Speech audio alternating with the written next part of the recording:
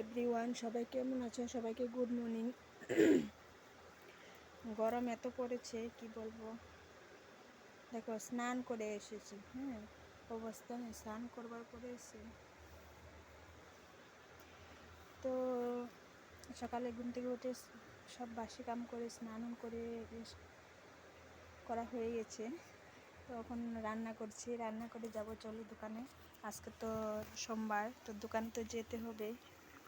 কালকে তো রবিবার ছিল, তার জন্য দোকানে যাইনি।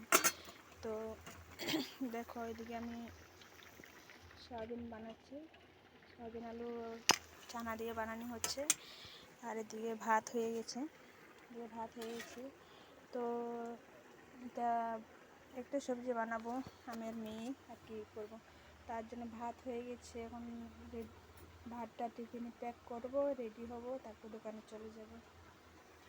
তো সবাইকে বাই।